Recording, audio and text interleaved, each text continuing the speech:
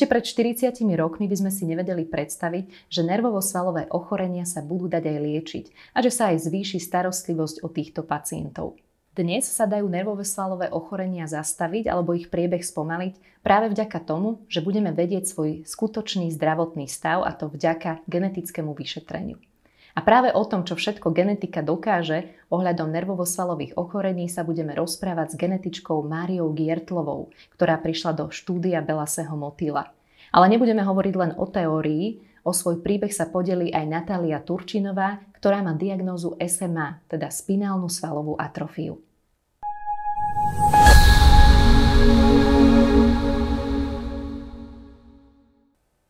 Keď poznáme svoje gény a náš skutočný zdravotný stav, tak môžeme predísť rôznym nepríjemným a neželaným skúsenostiam. Akým, tak o tom sa budeme rozprávať s pani doktorkou Máriou Giertlovou, genetičkou z ambulancie lekárskej genetiky v Košiciach a v Banskej Bystrici. Dobrý deň, pani Giertlová.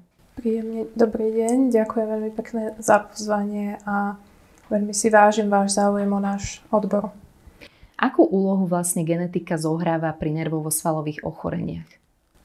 Genetické vyšetrenie a zistenie tej genetickej príčiny zohráva zásadnú úlohu, hlavne by sa dalo povedať v dvoch rovinách.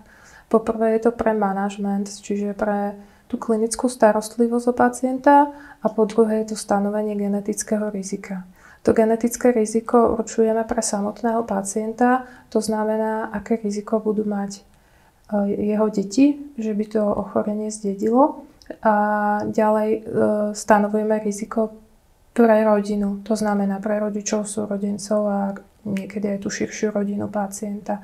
Takže vždycky tá naša práca vychádza z týchto dvoch ako keby aspektov, čiže klinická starostlivosť a čo z toho vyplýva, aké sledovania má mať pacient, aká liečba je dostupná, akej liečbe sa prípadne treba vyhnúť, a potom pacientov pomerne podrobne informujeme o tom, že aké je to genetické riziko a čo môžu robiť napríklad v budúcnosti, keď budú plánovať deti, alebo keď rodičia dieťaťa s genetickým ochorením chcú mať ďalšie deti a chcú predísť vzniku takéhoto genetického vyšetrenia.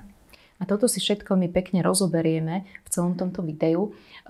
Akým nervovo-svalovým ochoreniam sa vy osobne všetkým venujete? V súčasnosti na Slovensku nie je priestor, aby sme sa my nejako veľmi špecializovali.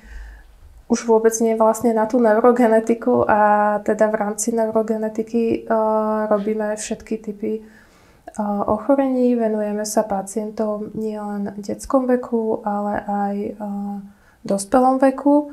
A okrem neuromuskulárnych ochorení sa venujeme aj širokému spektru, napríklad neurovývinových porúch alebo chromozomových chýb u detí, ale máme aj dospelých pacientov napríklad s onkologickou diagnózou alebo s onkologickým rizikom v rodine.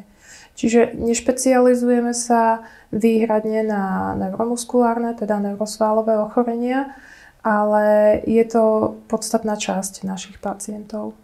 A keby ste možno mohli spomenúť nejaké konkrétne diagnózy, aby sme si vedeli predstaviť? Tak medzi najčastejšie diagnózy, s ktorými sa z okruhu neuromuskulárnych ochorení stretávame, patrí určite spinálna svalová atrofia, Dušenová svalová dystrofia, potom sú to myotonické dystrofie alebo facioscapulohumerálna dystrofia, ktorá síce má kolomný názov, ale je to jedna z najčastejších dystrofií, ktoré sa v našej populácii vyskytujú. A potom sú také geneticky zriedkavejšie formy, kedy je potrebné dávať aj geneticky širšie vyšetrenia, nejaké panelové, prípadne exomové vyšetrenie. Takže tam patria také zriedkavé formy, také, čo my nazývame ultravzácne.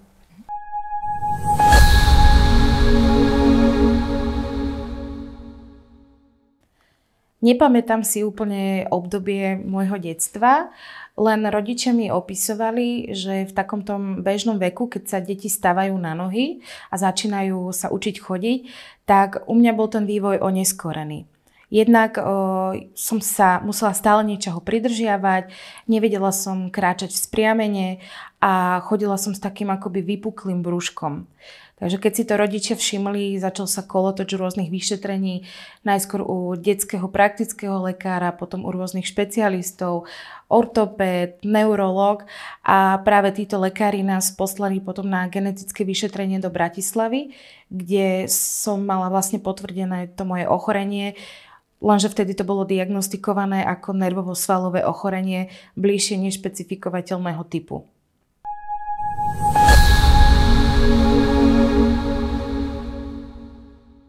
A ak by sa niekto chcel na vás obrátiť, tak ako by to mohol urobiť? Na Slovensku je organizácia genetiky v rámci jednotlivých regiónov zabezpečená, takže vo všetkých krajských mestách je genetik prítomný, genetická ambulancia. Viacerí genetici pracujú v Národnom ústave detských chorôb alebo v Univerzitnej nemocnici v Bratislave a potom vo všetkých väčších mestách na Slovensku. Takže určite sa dá ku genetikovi dostať v každom regióne Slovenska. A my sme už v úvode spomínali, že vlastne to genetické vyšetrenie vie veľmi pomôcť pri nervovo-svalových ochoreniach. Tak prečo je vlastne dôležité, že prečo by sa mal človek, buď ktorý má podozrenie na nervovo-svalové ochorenie, alebo už ho má, vlastne dať geneticky vyšetriť? Genetická diagnostika je zásadná, pretože špecificky u neurologických pacientov je ten klinický nález veľmi často nejednoznačný. Čiže vidíme, že pacient má problémy s chôdzou a môže mať napríklad zvýšenie svalových enzymov, ale tou klinickou diferenciálnou diagnostikou, čiže klinickými vyšetreniami vieme zúžiť to podozrenie len na ako keby skupinu ochorení. A tá genetika sa posúva čoraz viacej medzi tie úvodné diagnostické metodiky a presné stanovenie diagnózy určite umožňuje cielenú liečbu, sledovanie komplikácií, lebo niektoré nervovo-svalové ochorenia môžu mať napríklad srdcové ťažkosti alebo srdcovú symptomatológiu, čiže potrebujú kardiologické sledovanie, prípadne konkrétne nejaké ako zákroky ako kardiostimulátor alebo farmakologickú liečbu. A vieme stanoviť prognózu, vieme povedať, že to bude pomaly progredujúce alebo je to fatálne, neliečiteľné. Potom máme napríklad ochorenie prejavujúce sa slabosťou svalov, ale pritom ide o metabolické poruchy a tam už ten klinický nález zvykne byť taký komplexný, čiže aj s postihnutím napríklad pečenie alebo centrálneho nervového systému. Takže tá genetická diagnostika nám povie veľmi veľa o tom ochorení, hlavne napríklad v úvodných štádiách ochorenia, keď má pacient len svalovú slabosť a nemáme dostupnú svalovú biopsiu, alebo sú to malé deti, kde sa ešte len ten klinický obraz ako keby vyvíja, tak tam tá genetika vie byť veľmi zásadná a tým lekárom, ktorí sa o týchto pacientov starajú v klinickej praxi, výrazne napomáha sa starať o nich správne, efektívne a niekedy aj vyhnúť sa nejakým poškodzujúcim liekom, prípadne zákrokom, lebo napríklad celková anestéza u pacientov so svalovou dystrofiou by mala prebiehať inak ako u bežného pacienta. Takže tých dopadov genetickej diagnózy na starostlivosť o pacienta je veľa a na rôznych úrovniach. Takže to genetické vyšetrenie je naozaj veľmi dôležité, pretože sa na základe neho dá určiť aj lepšia starostlivosť a zároveň aj prípadná nejaká samotná liečba. Je toto vyšetrenie bezplatné alebo sa hradí nejakou sumou, nejakým poplatkom? Ak je genetické vyšetrenie robené na základe odporúčania lekára špecialistu, na základe klinických ťažkostí, prípadne genetického rizika v rodine, tak je plne hradené z verejného zdravotného poistenia.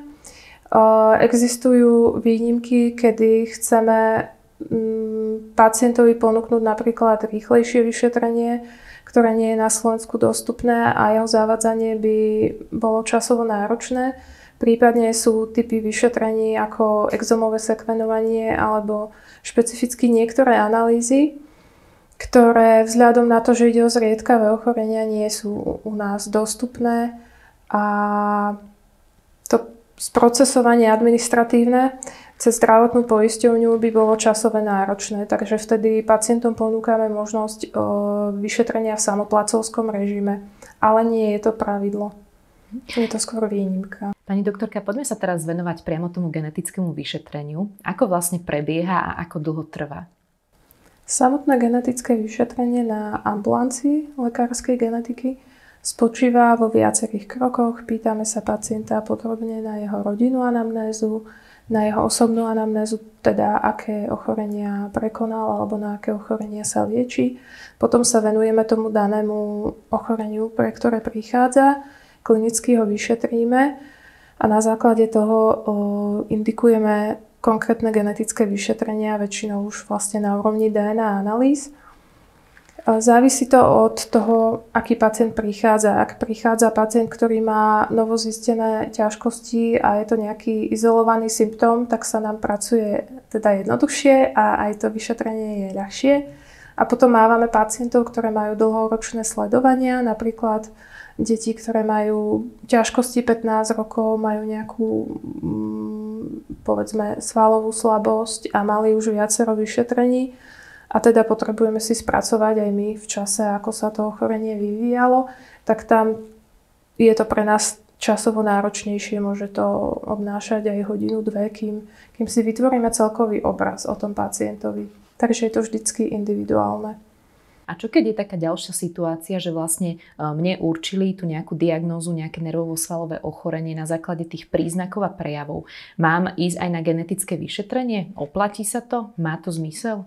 Veľmi častokrát sa stáva, že pacienti so zriedkavými ochoreniami sú nesprávne diagnostikovaní, že sa im pripíše nejaká diagnóza na základe symptómov alebo je stanovené podozrenie na základe klinických nálezov a my geneticky to nepotvrdíme, ale potvrdíme nejakú chorobu, ktorá klinicky vyzerá podobne, alebo sa potvrdí niečo prekvapivé, lebo aj to sa stáva, že je tam prekryv možno nejakého bežného ochorenia, negenetického a genetického a tá genetika nám to umožní ako keby vysvetliť, že čo z toho je toto genetické ochorenie a čo z toho nie.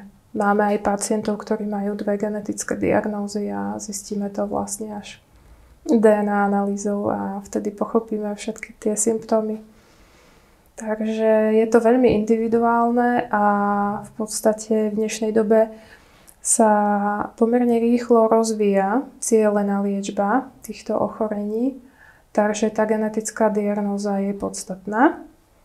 A čo ak som možno v minulosti niekedy bola na genetickom vyšetrení, ale nič mi nezistili? Môžu mi prípadne potom zistiť niečo ďalej, ak mám možno nejaké príznaky, ktoré sa prejavili až v nejakej neskoršej dobe? V prípade pretrvávania klinických ťažkostí a pretrvávania podozrenia na genetickú príčinu určite odporúčame genetické vyšetrenie zopakovať.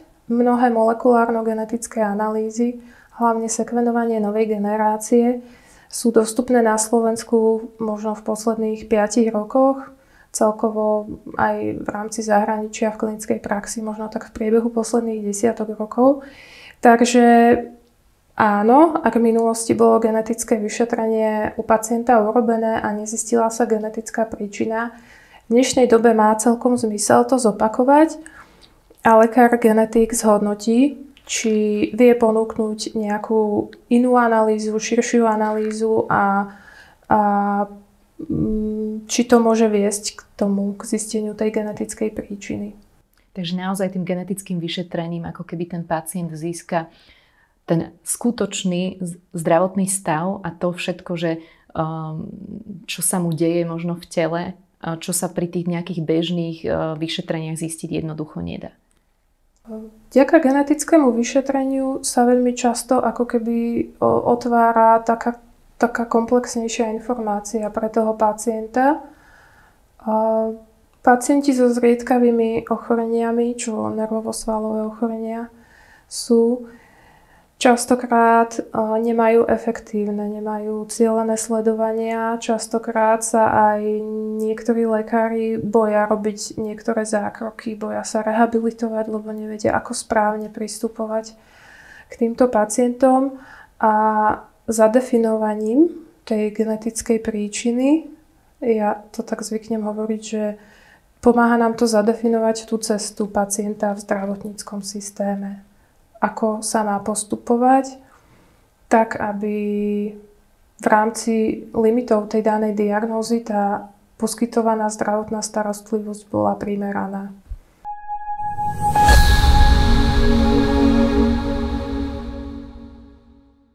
O tom, že je dôležité mať genetické vyšetrenie, som sa dozvedela z materiálov, ktoré vydáva Organizácia muskulárnych dystrofikov.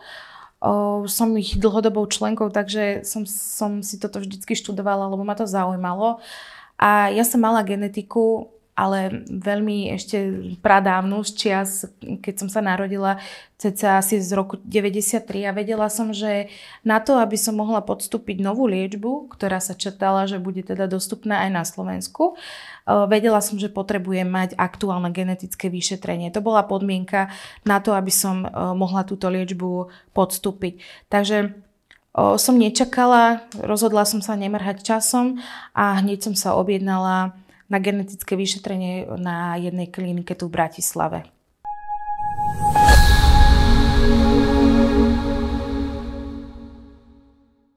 Naozaj je to veľmi zložitá téma a keď aj pacient ide k vám, tak on tiež by mal podstúpiť nejakú prípravu špecifickú, alebo nie je to potrebné, že iba príde a vy už urobíte všetko? Spravidla pacient, keď je odoslaný na genetické vyšetrenie, už absolvoval nejaké základné vyšetrenia a jeho klinické ťažkosti majú nejaký charakter. To znamená, vylúči sa bežná príčina, vylúči sa nejaká infekčná príčina alebo niečo, čo sa dá liečiť a nie je tam podozrenie na tú genetickú príčinu. Takže ak je ten pacient sledovaný na pracovisku, ktoré spĺňa všetky tie potrebné kroky, tak väčšinou tie základné vyšetrenia má už za sebou. Nikdy nebýva to ako keby genetické vyšetrenie, že je prvým krokom.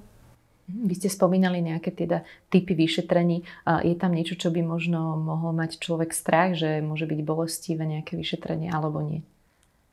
V rámci tých klinických vyšetrení myslím si, že špecificky u malých detí napríklad aj samotné vyšetrenie MRI mozgu vyžaduje celkovú anestézu. Elektromyografické vyšetrenie je tiež svojím spôsobom invazívne, svalová biopsia je invazívna a tieto vyšetrenia majú aj svoje rizika, preto je čoraz viacej snaha aj nás genetikov, aj tých klinických lekárov robiť tú genetiku, tú DNA analýzu čím skôr, aby sme pacientov ušetrili od týchto či už bolestivých alebo invazívnych alebo nie dostatočne špecifických vyšetrení. Takže genetické vyšetrenie častokrát vie uľahčiť pacientovi tú jeho cestu k diagnóze významným spôsobom.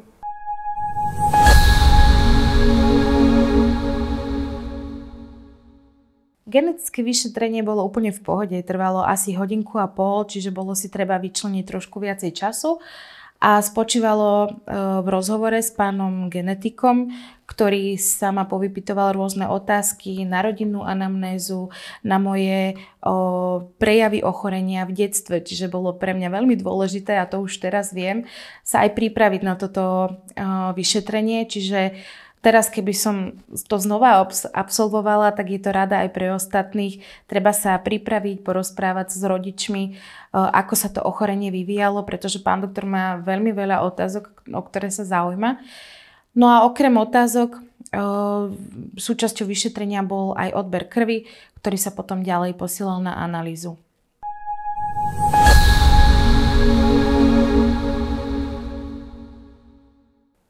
A kedy sa dozvie daný pacient ten výsledok, alebo ako dlho trvá, kým sa dozvie ten samotný výsledok? DNA analýza A jej trvanie závisí od toho, či indikujeme vyšetrenie konkrétnej mutácie, alebo teda patogénneho variantu, alebo konkrétneho génu. Čiže to sú vyšetrenia, ktoré sú spravidla rýchlejšie. Potom máme vyšetrenia, ktoré sú širšie, kde vyšetrujeme naraz niekoľko desiatok, stoviek génov. Pri exomovom sekvenovaní vyšetrujeme vyše 20 000 génov. A tieto analýzy teda vedia byť časovo náročné. Aj ak spolupracujeme s vedeckými pracoviskami, tak tam tiež je tá analýza zdĺhavejšia. 20 000 génov, to je veľmi obrovské číslo. A je možno niečo, čo môže ten výsledok urýchliť, alebo niečo, čo zdržať? Občas prichádzame na to, že je to aj vecou náhody. Že ako som spomínala, máme prípady z ambulancie, kedy pacient mal dlhodobé sledovanie a prišiel k nám v nejakom konkrétnom dátume a práve vtedy vyšiel prvý článok o jeho chorobe. Čiže ak by prišiel pred 5 rokmi, tak by sme mu asi tú genetickú diagnózu nevedeli dať. Čiže občas je to aj o tom, že je to taká dobrá zhoda náhod. A po druhé je veľmi dôležité, aby tá klinická časť toho vyšetrenia, čiže to, čo robia ostatní lekári, kým príde pacient k nám, bolo správené dobre.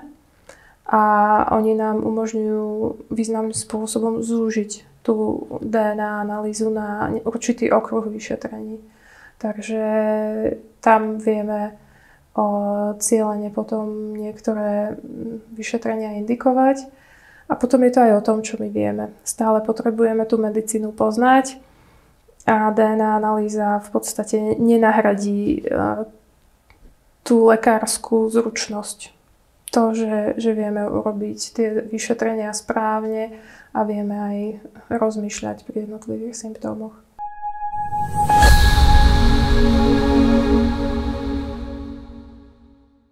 Výsledok z genetiky som sa dozvedela asi tak po roku od prvého vyšetrenia u pána doktora genetika.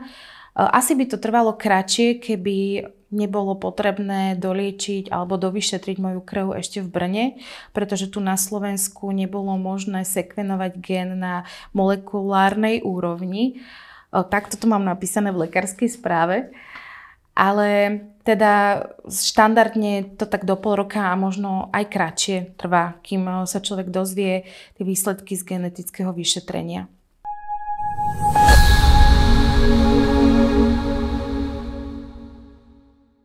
Pomôže možno k urýchleniu výsledku aj to, keď si človek vyberie takéto, že správne klinické zariadenie, ktoré sa špecializuje na to jeho ochorenie? Určite by to malo pomôcť. Na Slovensku by som povedala, že len v rámci hlavného mesta takíto špecialisti sú. V ostatných regiónoch sa veľmi, kvôli tomu, že je nás málo počtovo, tak nemáme veľmi tento priestor, ale napríklad my sa veľmi venujeme všetkým neurologickým ochoreniam aj v dospelom, aj v detskom veku a pomerne intenzívne komunikujeme so špecialistami aj z klinických pracovísk, aj z molekulárne genetických pracovísk.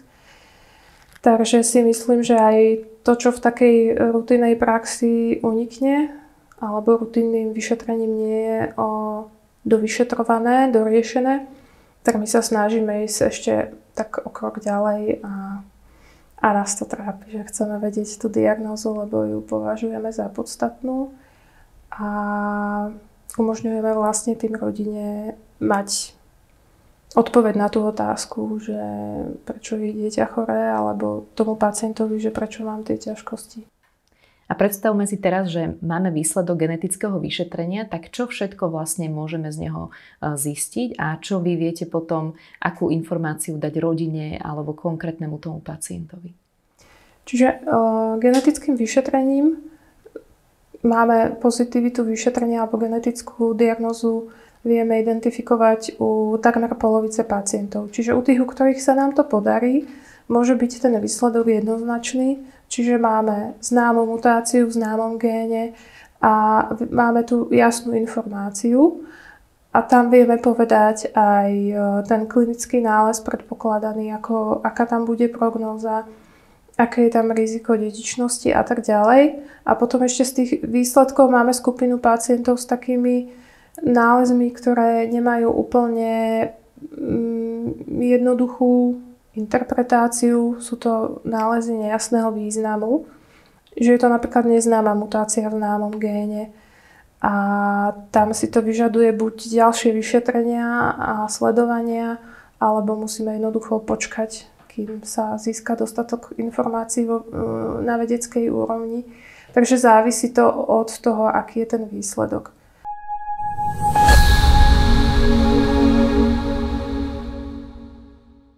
Pre niekoho stanovenie diagnózy, ktorá je v podstate strašná, nervovo-svalové ochorenie, spinálna svalová atrofia, znamenalo ale veľmi veľa, pretože mala som to na papieri a znamenalo to pre mňa, že som vhodnou adeptkou na to, aby som sa mohla začať liečiť na toto moje ochorenie.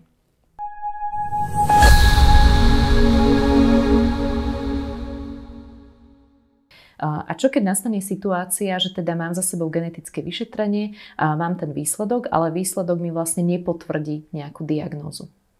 Ako som už spomínala, na úrovni poznania v súčasnosti stále ostáva asi polovica pacientov, u ktorých tú genetickú príčinu nepoznáme.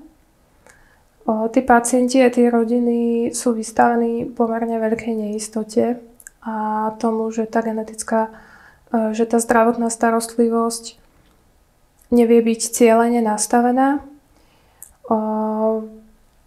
My spolupracujeme s pracoviskami, ktoré sa venujú identifikácii tých genetických príčin aj na vedeckej úrovni. Aj v rámci Európy sú viaceré projekty, ale bohužiaľ sú to dlhoročné analýzy, čiže väčšinou to trvá povedzme, že roky. A máme aj skúsenosť konkrétne so spinálnou svalovou atrofiou, že sme mali detskú pacientku, ktorá nemala potvrdenú tú typickú genetickú zmenu, deléciu exónu 7-8, ale vlastne vedeli sme, že jednu mutáciu má, jednu tú deléciu, druhú nemá. A v spolupráci s vedeckými pracoviskami sme potvrdili ako keby nový typ mutácie, ešte nepopísaný vôbec vo svete. No len bolo to, v podstate sme zistili, že je to pomerne dlhá cesta pre lekára aj pre pacienta. Takže bohužiaľ, ak pacient má nejakú buď raritnú genetickú diagnózu, alebo ak má nejakú atypickú genetickú formu, tak to môže byť časovo náročné. A vyžaduje to motiváciu vlastne zo strany lekára, zo strany pacienta aj zo strany toho pracoviska. A čo keď teda už mám za sebou genetické vyšetrenie a mám aj výsledok, a kto stanovuje tú diagnózu? Alebo aký je tam potom ďalší postup? Je to úloha genetika, aby dokázal spojiť tie klinické nálezy u pacienta s tým konkrétnym genetickým nálezom. My samozrejme máme situácie, kedy potrebujeme komunikovať s lekármi z iných odborov a k tej záverečnej diagnóze prídeme spolu. Čiže nie vždycky je to tak, že o tom rozhoduje klinik alebo že o tom rozhoduje genetik. Je to v podstate spolupráca. Ako som spomínala, sú to zriedkavé ochorenia. Takže potrebujeme niekedy dať viac hlav dokopy a aj keď nie sme nejak súčasťou európskych sietí pre tie zriedkavé ochorenia, tak my tie pracoviská konzultujeme a snažíme sa vlastne, to je niečo, čo je mimo pacienta, pacient o tom nevie, ale pomerne intenzívne sa snažíme komunikovať o tých genetických nálezoch, kde nie sme si istí alebo kde nám chýbajú skúsenosti, lebo je to prirodzené, že v oblasti zriedkavých ochorení narazíme na to, že nemáme niekedy istotu. Takže genetik je zodpovedný za to, že tú genetickú diagnózu pacientovi prideli, ale nie vždycky sú to jednoznačné nálezy a vyžaduje to pomerne vysokú erudíciu na tej našej odbornej medicínskej úrovni.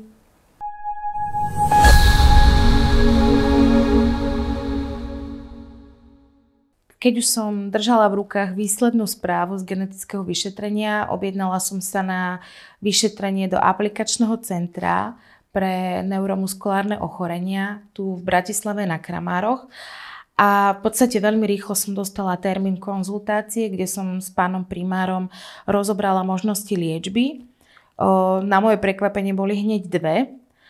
A ja som si mohla vybrať jednu z nich, samozrejme na základe nejakých odporúčaní od pána doktora, ale mohla som sa rozhodnúť aj, či do toho vôbec pôjdem. Ale moje rozhodnutie bolo jasné, preto celé som to robila a ja som vedela, že určite chcem liečbu podstúpiť.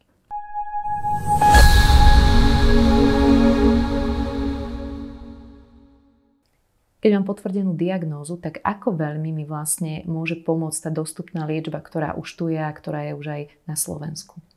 Závisí to od fázy, kedy toho pacienta začneme liečiť. Napríklad u Dušenovej svalovej dystrofie, tam je tá liečba menej efektívna, ale aj podporná liečba kortikoidmi má priaznivý efekt na priebeh ochorenia. Takže závisí od toho, aká je to diagnóza a aká tá liečba je. Aj vždycky závisí od toho, že čo je to za gén a čo v tom ľudskom tele robí a ako skoro sa začína to napríklad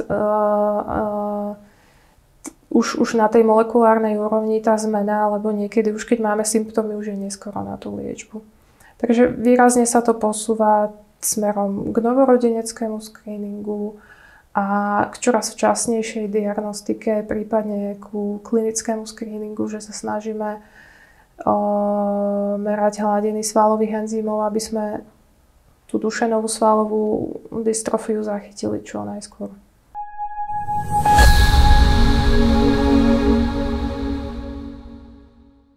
Mala som dve možnosti, ktorú liečbu si vybrať, či to bude tá sirupová verzia, alebo to bude podávanie intratekálne do chrbtice ako lumbálna punkcia.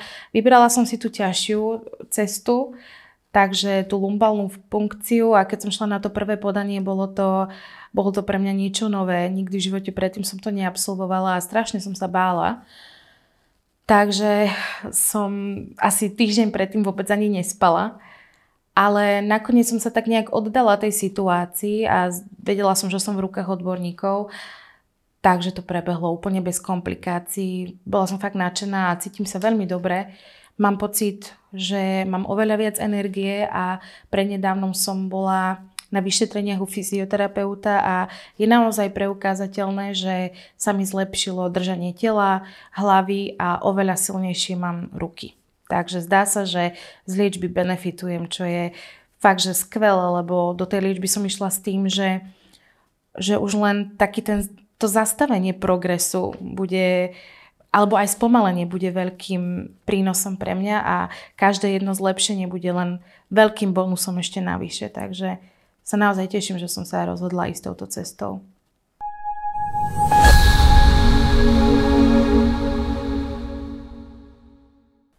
Pani doktorka, predstavme si teraz, že ja ako pacient mám potvrdené nervovo-svalové ochorenie týmto genetickým vyšetrením, tak ako to ovplyvní môj život? Vždycky závisí od toho, o akej diagnóze sa rozprávame.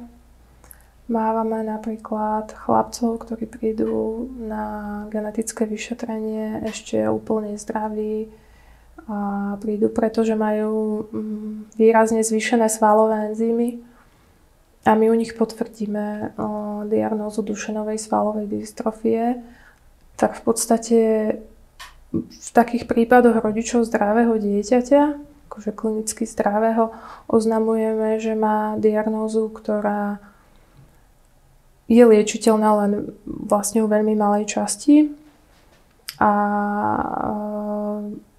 teda bude ten vývoj tam nepriaznivý a postupne bude dochádzať k strate svalov a aj strate schopnosti chodiť.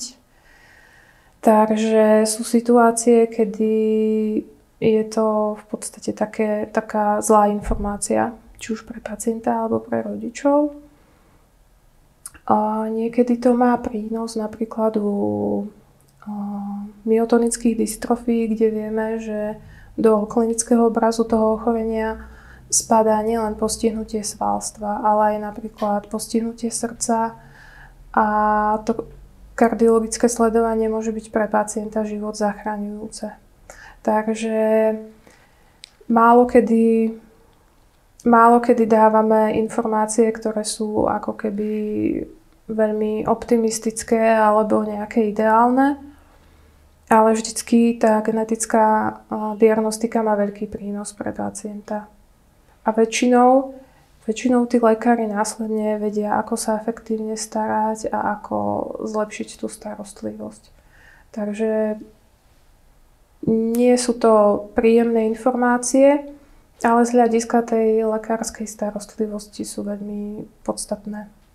A možno, keď oznamujete tieto informácie pacientom alebo rodinným príslušníkom, tak využívate možno služby aj nejakého psychológa? Napriek tomu, že viem, že v minulosti psychológ bol súčasťou tých genetických pracovísk a aj v zahraničí to tak funguje, my túto možnosť nemáme, ale výrazne to pociťujeme, že potrebovali by sme tým rodinám poskytnúť psychologickú podporu, že sa dozvedeli u nás častokrát niečo, čo im naozaj mení život, lebo to genetické zriedkavé ochorenie život rodín mení zásadným spôsobom. Spolupracujeme napríklad s centrami včasnej intervencie, kde tá psychologická podpora dostupná je. Prípadne sa vytvárajú centrá v rámci nejakých neurologických kliník a podobne, tak tam vieme tie služby psychologa im poskytnúť. Ale myslím si, že by to mala byť pravidelná súčasť starostlivosti v rámci genetiky. A ako veľmi ovplyvní vlastne ten výsledok genetického vyšetrenia, keď je aj stanovená diagnóza aj tých ostatných rodinných príslušníkov? Mali by sa dať ísť aj oni otestovať, alebo to nie je potrebné? Aký by mal byť ten postup? Pri stanovení genetickej diagnózy vždycky informujeme aj o tom, aký je tam typ dedičnosti, aké je riziko prenosu, či už na potomstvo daného pacienta alebo na rodičov, aké je riziko pre súrodencov a tak ďalej. A v tej záverečnej správe našej genetickej vždycky zhrnieme spolu s odporúčaniami na vyšetrenie, genetické vyšetrenie v rodine. Ponúkame im možnosť genetickej konzultácie a ponúkame im možnosť genetického testovania. Genetické testovanie je vždycky rozhodnutím daného človeka. Čiže aj v rámci rodiny mali by byť informovaní a my im vieme len vysvetliť tie možnosti, vieme im vysvetliť dôsledky a rizika, ale genetická konzultácia je nedirektívna.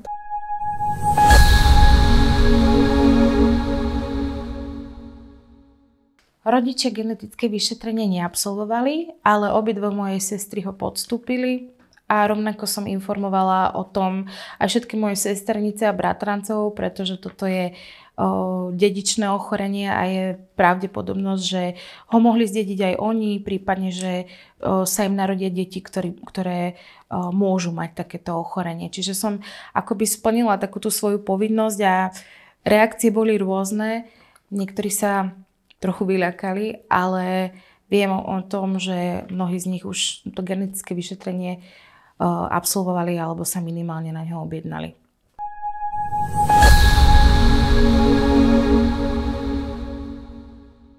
To ma veľmi zaujíma, keď si predstavíme možno situáciu, že môjmu súrodencovi sa potvrdí nejaká takáto diagnóza, tak vlastne aké sú tam tie dôsledky a rizika na mňa? Môžem byť nejaký prenášačom toho ochorenia, alebo čo ešte sa viem potom ja dozvedieť o sebe? Všetko veľmi závisí od daného ochorenia a od typu dedičnosti. Napríklad pri Duchennovej svalovej dystrofii, ktorá je viazaná na X chromozóm a je prenášaná účasti pacientov zo zdravej mamky, tak sú v riziku napríklad aj sestry týchto chlapcov, ktoré nemávajú ten typický ťažký neurologický nález, ale napríklad vyžadujú kardiologické sledovanie. Takže vždycky vlastne závisí od typu dedičnosti. Ak je to autosomálne recesívne ochorenie a je tam riziko prenášačstva, tak v dospelom veku majú tí súrodenci možnosť vyšetrenia na to prenášačstvo a vieme vyšetriť aj ich partnerov, keď plánujú rodinu. Takže závisí to od vlastne typu dedičnosti. U autosomálne dedičných ochorení, ako sú napríklad myotonické dystrofie alebo facioskapulohumorálna dystrofia, tak tam je to riziko 50% pre všetky deti daného pacienta, tak tam tú možnosť genetického testovania ponúkame. No a ak ja napríklad zistím, že som prenášačom ochorenia, tak ono to vlastne v tom partnerstve môže byť veľmi taká citlivá téma, aj možno sa z toho nejakým spôsobom spamätať, že teraz vlastne potrebujem ja zistiť, že či aj ten môj partner nemá v sebe nejaký prenášací gén alebo niečo podobné, aby sme sa možno vyhli tomu, že naše prípadné ďalšie potomstvo, naše deti môžu mať takéto ochorenie. Je to asi veľmi také citlivé, že by som možno povedala, že nie je to zrovna, keď to zoberiem na ten vzťah, že romantická téma pýtať sa partnera, možno keď len začíname spolu chodiť, že aký je tvoj zdravotný stav a nestačí len zdravotný, ale už rovno, že aké má ten človek gény. Zase závisí od toho, aký je tam typ dedičnosti. Čiže keď ide o autosomálne recesívne ochorenia, kde je potrebné, aby pacient mal 2 mutácie, tak tam vieme toho partnera vyšetriť a ak je tiež prenášačom, tak sú možnosti či už prenatálneho alebo predimplantačného vyšetrenia. Druhá vec je, že existujú ochorenia, ktoré sa manifestujú, čiže prejavujú až v dospelosti. Čiže aj ja ako človek dospelý môžem mať v sebe ako keby už tú mutáciu a to ochorenie sa prejaví napríklad v 40-ke a v 50-ke. Toto je tiež dosť dôležité v tom vzťahu odkomunikovať a je dôležité, aby my sme informovali tých ľudí. Opäť, aké sú možnosti, že existuje možnosť predimplantačného vyšetrenia alebo prenatálneho vyšetrenia. Čiže preto je dôležité, aby tá genetická konzultácia prebehla s porozumením zo strany pacienta, aby pochopil, aké sú tie genetické riziká aj pre neho, aj pre rodinu. Prípadne odporúčame, že pred plánovaním potomstva, aby prišli opakovane na genetickú konzultáciu napríklad s partnerom, že im všetko vysvetlíme a tým, že sa tá doba dosť zásadným spôsobom mení a jednotlivé možnosti sa posúvajú, tak je to všetko o komunikácii a o vlastne ako keby informovaní o dostupných možnostiach. A keby ste to možno mohli tak v krátkosti zhrnúť, možno ešte na nejakom príklade povedať, tak aký taký celkový prínos má vlastne to genetické vyšetrenie potom pre tých príbuzných pacientov s nervovo-svalovým ochorením? Veľmi je dôležité včasná diagnostika. Hlavne, aby sa predišlo nejakým závažným komplikáciám, aby tí pacienti boli liečení tak, ako majú byť. Liečba v prípade tých nervovo-svalových ochorení nemusí vždycky znamenať nejakú génovú terapiu alebo cielenú liečbu, ona nie je vždycky dostupná, ale znamená to napríklad aj pravidelné sledovanie, rehabilitáciu, prevenciu, prípadne liečbu skolióz alebo nejakých ako skrátení svalov a šliach a tak ďalej. Takže tá starostlivosť pravidelná je podstatná. A čo sa týka rodiny, tak v podstate ja mám pocit, že keď pacienti nemajú genetickú diagnózu, tak v podstate nie sú ako keby zaradení v tom zdravotníckom systéme a nemajú nárok na mnohé napríklad aj sociálne alebo zdravotnícke nejaké podporné liečby, takže je to zásadné.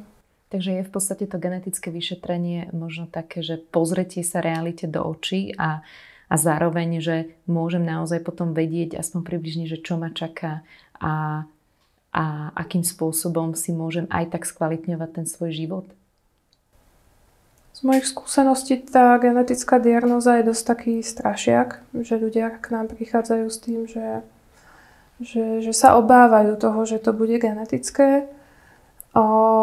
Takže nie je to asi pre väčšinu ľudí príjemná informácia alebo niečo, čo vedia nejak jednoducho spracovať. Je aj dosť nízke povedomie o týchto chorobách a aj, ako som spomínala, nemáme tých psychológov, čiže nemáme ako keby dostatočnú podporu pre tých pacientov, aby tú situáciu zvládli.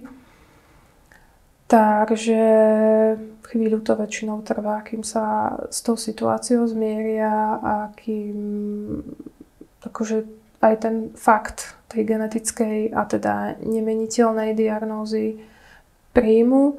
Máva to často dopad aj na fungovanie tých partnerských vzťahov a fungovanie rodín. Je to finančne, časovo náročné. Takže veľmi často je tá genetická diagnóza ako keby začiatok niečoho pre tých pacientov a pre tie rodiny náročného.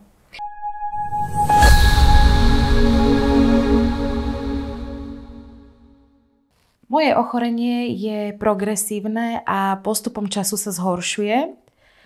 A jasné, že teraz, keď si porovnám, čo som všetko zvládla pred tými rokmi a čo zvládnem dnes, tak je to veľký rozdiel.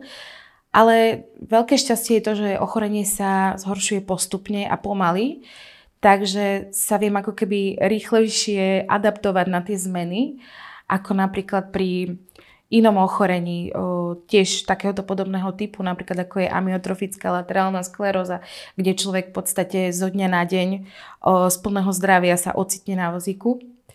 Takže nikdy som sa nejako veľmi nefixovala alebo neľutovala kvôli tomuto ochoreniu. Snažím sa tak nejako skôr sa zameriavať na to, čo dokážem a nie na to, čo už nevládzem. Takže asi to je ten kľúč k tomu, ako sa vyrovnať s takýmto ochorením. Nepripúšťať si ho a naozaj sa koncentrovať na to, čo ešte všetko môžem.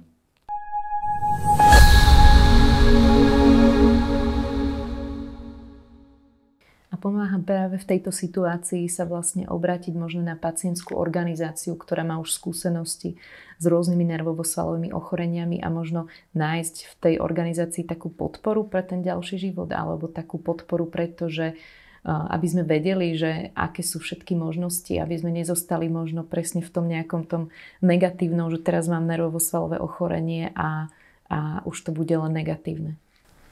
Našou úlohou ako genetikov je stanovenie tej genetickej diagnózy a veľmi sa snažíme, aby sme po stanovení tej diagnózy toho pacienta správne nasmerovali. Takže veľmi vítame aktivity pacientských organizácií. Čo sa týka organizácie pre muskulárnych dystrofikov, vzhľadom na jej pomerne dlhú históriu, je to naozaj veľmi fungujúca a pre pacientov veľmi užitočná organizácia v mnohých praktických veciach. Ja ako genetik neviem poradiť pacientovi napríklad s výberom zdravotníckych pomôcok, nie celkom ho viem zorientovať v tom sociálnom systéme, na čo má nárok. A zároveň tá podpora, taká spolupatričnosť od iných pacientov je veľmi, veľmi prínosná, lebo častokrát tí pacienti majú pocit, že sú sami s takou diagnózou, ešte o nej nepočuli a keď teda sa stanú súčasťou nejakej komunity, kde tá podpora existuje, tak určite im to z toho psychologického a sociálneho hľadiska pomáha. Aj v mnohých praktických veciach, že kto je dobrý špecialista na Slovensku na danú problematiku alebo také praktické veci zo života, ktoré my im nevieme ako keby poskytnúť. Pani Giertlová, ďakujem veľmi pekne za všetky cenné informácie, s ktorými ste nás oboznámili. No a ja verím, že aj takýmto spôsobom spoločne prispiejeme ešte k väčšiemu šíreniu a povedomiu o nervovo-svalových ochoreniach. Ja ďakujem za túto príležitosť a ak majú pacienti nejaké otázky, tak sa vedia na nás obrátiť. Určite radi ich zodpovieme, radi ich nasmerujeme. Ďakujem pekne za rozhovor. Príjemný deň prajem. Dovidenia.